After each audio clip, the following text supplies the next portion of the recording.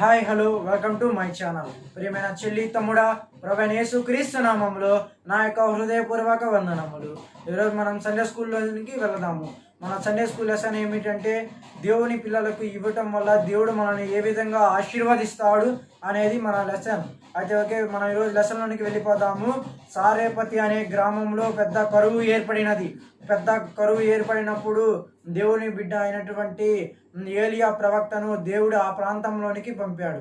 అప్పుడు ఏలియా ప్రవక్తకు తినటానికి కూడా ఏమీ లేని పరిస్థితి అన్నమాట.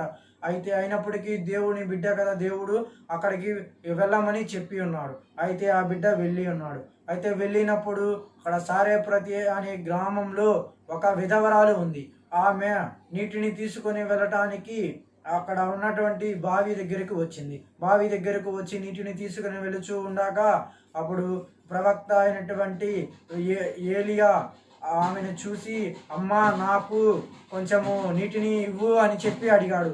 అడిగినప్పుడు ఆమె ఎవరు అని చెప్పి తేరి చూసి ఆమె అనుకుంటుంది. ఏమని అనుకుంటుందంటే, ఈ వ్యక్తి ఇలా ఉన్నాడు ఏమిటి, అందరు ఇలా లేడు, విచిత్రంగా ఉన్నాడు, తోలు వస్త్రమును ధరించి ఒంటె చర్మంతో తయారు చేసినటువంటి వస్త్రమును ధరించి ఉన్నాడు అని చెప్పి ఆమె ఒక విధముగా ఆలోచిస్తూ చూసినప్పుడు ఆమె మనసులో అనుకుంది, ఇతను దేవుని బిడ్డ అయి ఉంటాడు అని అనుకుని ఆమె ఆయన అడిగినందువలన వెళ్ళి నీటిని తెచ్చి ఆయనకి ఇచ్చింది. ఆయనకి ఇచ్చి ఆయన తాగిన తర్వాత ఆయనతో పాటు ఉన్నటువంటి ఒంటెకు కూడా వాటర్ని ఇచ్చింది. వారు కడుపు నిండా తాగేంత వరకు ఆమె నీటిని వారికి ఇచ్చింది. అయితే ఆమెను, అమ్మ నాకు తినటానికి ఒక అప్పమును చెయ్యము అని చెప్పి అడిగాడు. అంటే ఒక రొట్టెను నాకు ఇవ్వమ్మా అని చెప్పి అడిగాడు. అయితే అక్కడ మనం చూసుకున్నట్లయితే కరువు వచ్చింది కదా. అది కరువు వచ్చి ఉన్నప్పుడు అక్కడ ఏమీ ఉండదు తినటానికి. అయితే ఆమె ఆశ్చర్యంగా, ఆమె బాధగా, ఆమె ఒక జాలి మనసుతో, ఒక జాలి హృదయంతో ఆమె ఆయనకి చెబుతుందన్నమాట, అయ్యా నా దగ్గర పిసికడు పిండి మాత్రమే ఉంది, కొంచెము నూనె మాత్రమే ఉంది, అది చేసుకొని నేను నా కుమారుడు 2 అప్పములను చేసుకొని తిని ఈ రోజున రేపు ఈ తర్వాత మరణించదము అని చెప్పి అప్పుడు ఏలియా ప్రవక్త, అమ్మ మొదట నాకు ఒక అప్పమును చేయము, దేవుడు నీ ద్వారా నన్ను ఆ కడుపు నిండా తినటానికి ఇక్కడకు పంపి ఉన్నాడు, అంటే నిన్ను ఆశీర్వదించడానికి, నీకు ఈ కరువు వలన ఎటువంటి ఆహారానికి లోటు లేకుండా చేయడానికి దేవుడు నన్ను ఇక్కడికి పంపి ఉన్నాడు అని చెప్తాడు. అయితే ఆమె పొలాలు వేరుకుంటూ మొత్తము ఏరుకుని అయిపోయిన తర్వాత సరే అని చెప్పి వెళ్ళిపోయిన తర్వాత అక్కడ ఆమె ఆమె అప్పములను చేసేటానికి సిద్ధం చేసుకుంటూ పొయ్యిను ఏర్పాటు చేసుకున్నప్పుడు పొయ్యిలో పొలాలను పెడుతూ ఆమె అనుకుంటూ ఉన్నది, అన్ని రానటువంటి నన్ను ఇశ్రాయేలు దేవుడు ఏ విధంగా ఆశీర్వదిస్తాడని అనుకుంటూ, సరే ఆయన చెప్పినటువంటి రీతిగా, ప్రవక్త చెప్పినటువంటి రీతిగా చేద్దాము అని చెప్పి మొదట ఆమె ఏలియాకు ఒక అప్పమును చేసిద్ది. మొదట అప్పమును చేసి ఆయనకి పెట్టిన తర్వాత తన కుమారుడికి ఒక అప్పమును చేసి పెట్టిద్ది. ఆ తర్వాత ఆమె తినడానికి ఏమీ ఉండదేమో అనుకుంటూ ఆమె దాని లోపల చేపెట్టి చూసినప్పుడు ఆమె పిండి తగ్గిపోలేదు, పిండి ఎంత ఉందో అదే విధంగా పిండి ఉంది. అప్పుడు ఆమె ఆశ్చర్యంతో, నిజంగా యెహోవా దేవుడు చేసినటువంటి గొప్ప ఆశ్చర్య కార్యము ఇది అనుకుంటూ ఉండిద్ది. చూసారా, ఇప్పుడు ఆమె దగ్గర ఉన్నటువంటి కొంచెము పిండిలోనే మొదట దేవుని వ్యక్తి అయినటువంటి దేవుని బిడ్డ అయినటువంటి ఏలియా ప్రవక్తకు ఇచ్చింది. ఇవ్వటం వల్ల కరువు పరిస్థితుల్లో తినడానికి తిండి లేని పరిస్థితులు అక్కడ ఉన్నటువంటి వారందరికీ ఎవరికి తిండి లేక చనిపోతూ ఉన్నారు.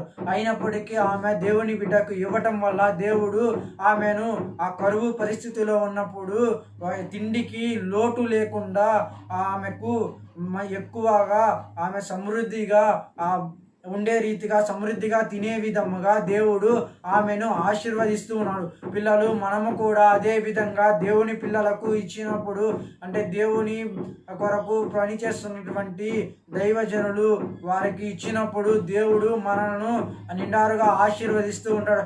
అయితే బిడ్డలు, ఇదే విధంగా కొన్ని రోజులు గడిచిన తర్వాత ఏలియా ప్రవక్త ఆమె మేడ మీద పైన అంతస్తులో ఉంటూ నివాసిస్తూ ఉన్నాడు. అయితే ఏమవుతుందంటే కొన్ని రోజులకి ఆమె బిడ్డ అయినటువంటి చిన్నవాడు అనారోగ్య పాలవి రోజుకు తన బలం అంతా క్షీణించిపోయి చనిపోతాడు.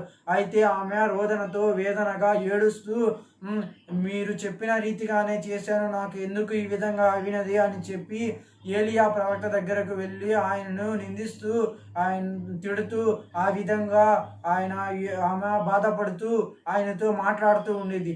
అయితే ఆయన ఏలియా ప్రవక్త ఆ బిడ్డను పైకి తెప్పించుకొని ఆ బిడ్డను తన ముందు చాప మీద పనుకోబెట్టి ఆయన ఆ బిడ్డ కొరకు మారు ప్రార్థన చేస్తూ ఉంటాడు. ఏలియా ప్రవక్త ఏమని ప్రార్థన చేస్తానంటే, అయ్యా నీవు చెప్పిన రీతిగా నువ్వు పలికిన రీతిగా ఈ బిడ్డ చేసి ఉంది, ఈమె బిడ్డకు ఈ విధంగా చేసావమ్మా దేవుడా, ఒకగానొక బిడ్డ, ఆ బిడ్డను బతికించు అయ్యా అని చెప్పి రోదనతో వేదనగా దేవునికి ఏలియా ప్రవక్త ప్రార్థన చేస్తాడు. అయితే ఆ దేవుడు ఆయన ప్రార్థనను ఆలకించి ఏలియా ప్రవక్త ప్రార్థనను ఆలకించి దేవుడు ఆ బిడ్డను బ్రతికిస్తాడు.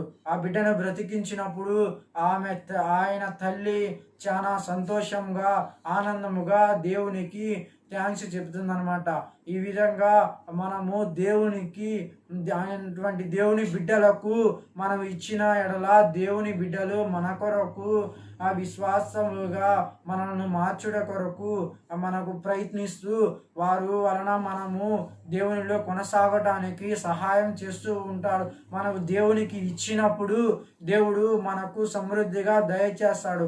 పిల్లలు మనమైతే దేవునికి ఏ రీతిగా ఇస్తున్నామో ఏమో తెలియదు, కానీ పిల్లలు మన కొరకైతే ప్రభువైన యేసుక్రీస్తు వారు ఈ లోకంలోనికి వచ్చి మనను పాపాల నుండి క్షమించడానికి మనం భరించవలసిన భారమునంతా తన మీద వేసుకొని మనం చేసిన తప్పులను తాను భరించి రక్త మాంసాలు లేనివారుగా మనకు నిమిత్తము తన శరీరాన్ని అంతా ప్రభువైన యేసుక్రీస్తు వారు మనకు అర్పించి ఉన్నారు. మన కొరకు భరించి అనేక శ్రమలను భరించి ఉన్నారు.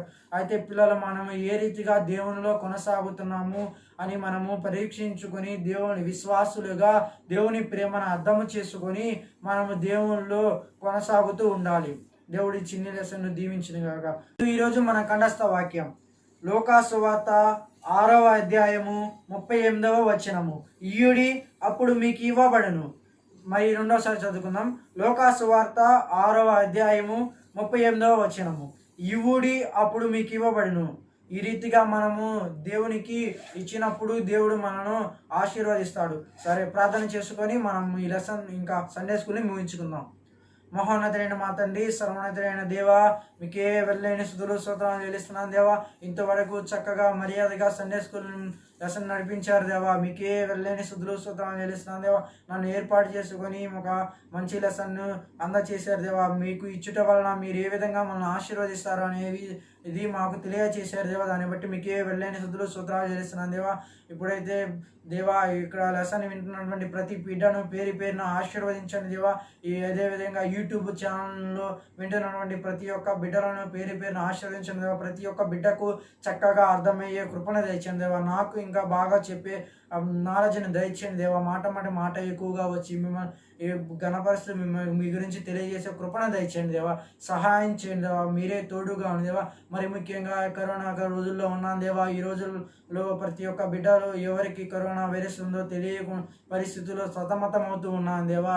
మీరే సహాయం చేయండి దేవా. ఏ బిడ్డకు కూడా కరోనా ఎఫెక్ట్ అవ్వకుండా మీరే ఇంతటితో ఆపివేయండి దేవా. సహాయం చేయండి దేవా. ఇంకా మేము చేసిన తప్పులను క్షమించి ఆ వైరస్ను పాలద్రోవాలండి దేవా. సహాయం చేయండి దేవా. తోడుగా ఉంది దేవా. ఇంకా అనేక మంది ప్రార్థించమని కోరి ఉన్నారు దేవా.